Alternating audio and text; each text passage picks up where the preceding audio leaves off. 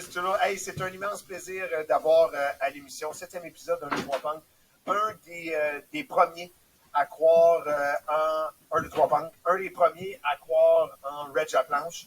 Je parle d'Alex Bastide, chum de longue date, gars qui a fait immensément de choses pour la scène locale, la scène musicale au Québec.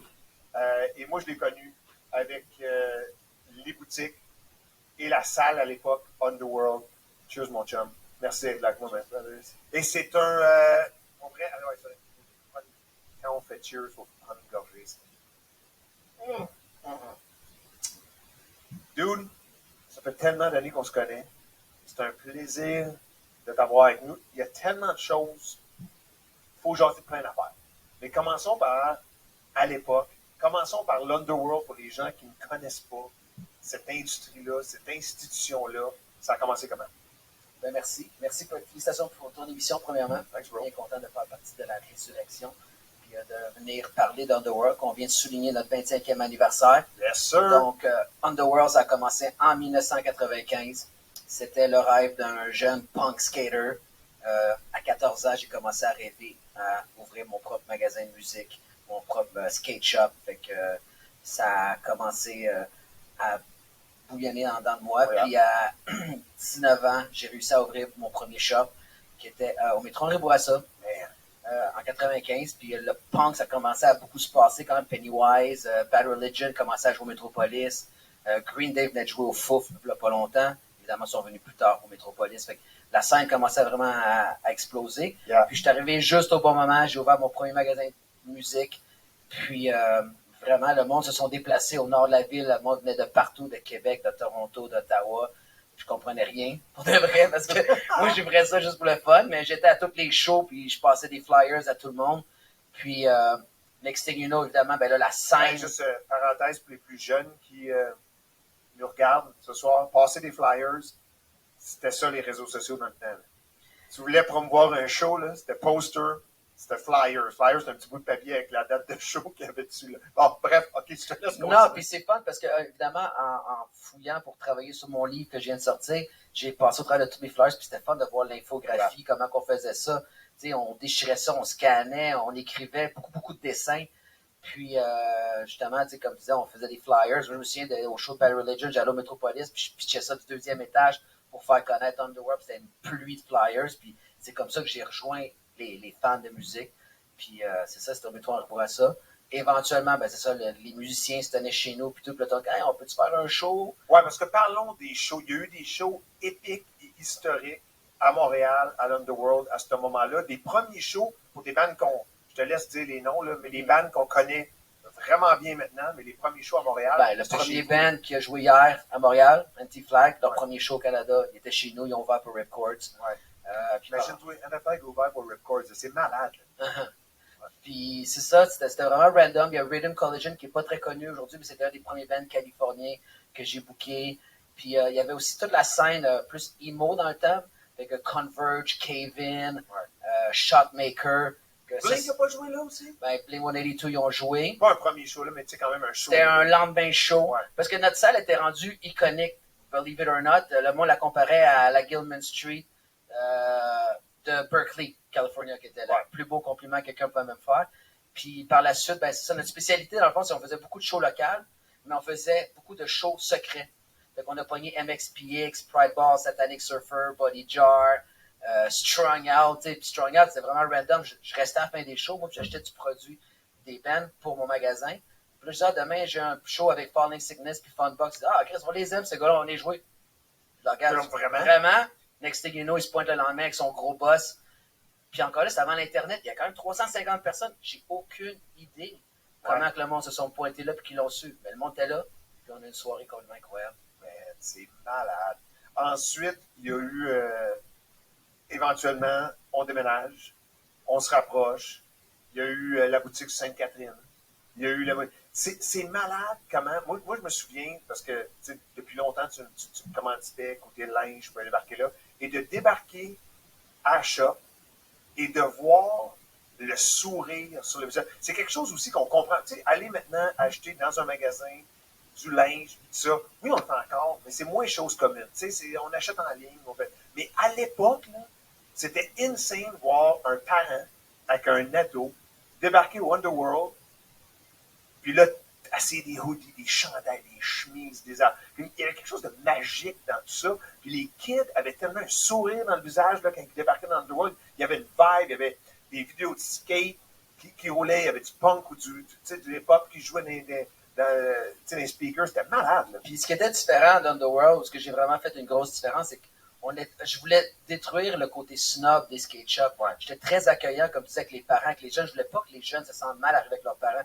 Fait que moi, dans le fond, je m'occupais quasiment plus du père puis du petit frère pendant que l'autre adolescent faisait son shopping. Ouais. Moi, c'était vraiment important que le monde embarque dans le mouvement du skate, dans le mouvement du punk. Puis, parce que pour moi, c'était ça, c'est un mouvement, c'est une mentalité, c'est une philosophie, c'est un mode de vie. Puis je voulais que le monde le prenne puis qu'ils gardent pour la vie. Je voulais pas que ce soit une passe dans leur vie. Puis c'est ça aussi que j'ai aimé dernièrement avec le 25e anniversaire. Je revois du monde comme toi, je revois plein de monde. Puis crème tout le monde, they stick to it. They still punk, they still believe in what they used to believe. C'est génial, ils sont en train de passer ça à leurs enfants. Fait que c'est vraiment débile, le mouvement punk, le mouvement skate, où est-ce qu'on est rendu, puis où est-ce qu'on s'en va. Puis ça me touche vraiment profondément. Tu es un rêveur, tu es quelqu'un qui, depuis un jeune âge, tu l'as dit tantôt, tu rêvais d'avoir un skate shop, faire ces shows-là, mais beaucoup plus. Puis c'est malade parce que nous autres, on s'est rencontrés souvent, puis on jasait plein de projets, puis tu m'arrivais tout le temps avec un nouveau projet. Reg, je vais avoir un show de télé. Je vais faire une télé-réalité, genre documentaire, Under Attack Tour, je me prenais avec des skaters partout. Puis, tu sais quoi, ça devrait jouer à Musique Plus. Puis ça jouait à Musique Plus. Ça a été un gros moment quand même. Cette tournée-là, cette production-là, puis d'avoir une diffusion à Musique Plus pour ce show-là. Mm-hmm. Ben ça, comme tu dis, je suis rêveur, je suis visionnaire, puis c'est une de mes forces en tant qu'entrepreneur. Puis, ce que j'ai fait avec Under Attack Tour, c'était pour promouvoir mon premier magasin en ligne en 2004. J'ai dit que j'ai un magasin en ligne, ben là, je peux vendre à tout le monde au Canada. J'ai dit, je vais faire une tournée de skate au travers du Canada. J'ai créé le Under Attack Tour, puis j'ai dit, je vais attaquer le Canada au grand complet. Puis je vais faire des démos, je vais travailler avec des skate shops locales dans chacune des villes. C'était pas juste Underworld, c'était Underworld et un skate shop local. Toujours en bâtissant une communauté, puis en aidant la communauté locale. Puis ça, on a fait, c'est la plus grosse tournée de skate qu'il y a eu au monde. C'est fou à dire, là, mais le Canada, c'est le plus gros pays au monde après la Russie, mettons. On a fait vraiment de l'île de Vancouver jusqu'à Terre-Neuve. C'était 33 démos en 46 jours. Puis c'était vraiment une des premières reality shows. Là. Moi, j'ai pas fait de staging. On a juste filmé ce qui se passait. On l'a monté. On l'a présenté à Musique Plus. Tu faisais les voix.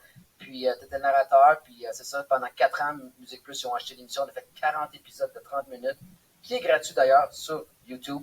Fait que tapez Under Attack Tour, vous pouvez aller voir ça. C'est vraiment hot. Puis c'est ça, la musique est bonne, le skating est bon. Les gars sont drôles.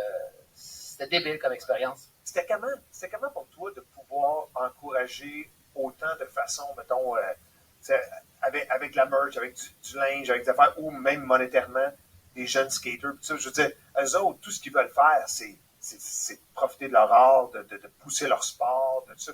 Comment c'était pour toi d'encourager ces jeunes-là dans ça? Ben, mon rêve, c'était d'aider les gens. Ça a tout le temps été ça, c'est aider les bands. J'avais une compagnie de disques aussi avec ça, My Big Wheel, Records, Planet Smasher. Toi, je voulais t'aider. Ce que je crois. Tu sais, quand je crois dans les gens, puis je veux les aider à pousser leur rêve. Puis moi, j'avais les connexions. Fait que moi, j'étais le middleman. J'avais les distributeurs ou j'avais des connexions en Californie. Fait que Carl Labelle, hey, voici Girl Skateboard, check son vidéo. Wow, Carl, il est bon. OK, on va le commanditer. Puis c'est la même chose avec ça. Ben, hey, NoFX s'en vient en ville, j'appelais Greenland. Hey, tu peux-tu faire ouvrir cette band-là? Le but, c'est de t'en aider. T'sais, Underworld, ça n'a jamais été money-driven. C'était tout le temps un mouvement, c'était une communauté. Puis je réinvestissais tout mon profit, en réalité, dans mes projets de fou, un après l'autre. J'avais du fun. Ouais. J'ai dit en début d'entrevue qu'il y avait tellement de choses, il y avait tellement de pinces à la planche. On pourrait aller dans toutes sortes de directions avec des histoires. On parle d'un rêveur, on parle de projet. Tu réalises tes rêves, et là, il y a ce livre-là ici, de sortir du cadre. Ça a été lancé, quoi, 2, 3 semaines, 4 semaines, un mois. Fait que, parle-moi de ce livre-là. Toutes mes aventures, toute ma biographie, un peu, tout en gardant le petit côté entrepreneur, compilé dans un livre avec 500 photos.